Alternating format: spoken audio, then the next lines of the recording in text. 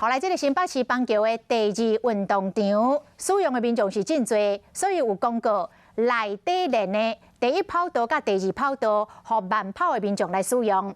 若是要散步行路，就行卡外口练的第6甲第7跑道。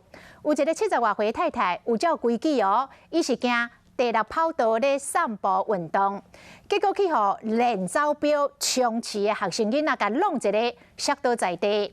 代志发生的第一时间，这个太太想讲对方是学生，无甲追究，家己休困一下就好。想袂到，等伊到厝，头开始起戆，佮开始来吐，赶紧来送病院，竟然是头壳来出血，人已经昏迷，目前佫伫咧加护病房，也未脱离险境。71岁姓罗的妇人人伫家护病房昏迷不醒，伊原本阁会使逐工做运动，想袂到伊伫上熟悉的邦桥第2运动场散步的时，互弄倒。他蛮善良的，心里想说是小孩子撞上他，然后他就想说，那他在地上休息一下。没事，他又起来。邦桥第2运动场有有布条，阁有跑道的栅栏，有因公告。第1、第2是慢跑道，散步爱伫外侧。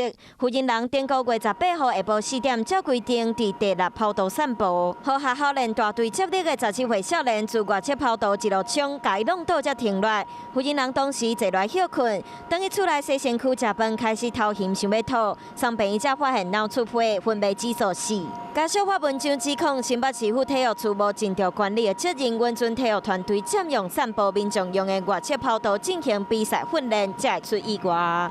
我已经要求我们体育处针对场馆的利用，如何来面对这些相关的问题，去好好的思考跟检讨。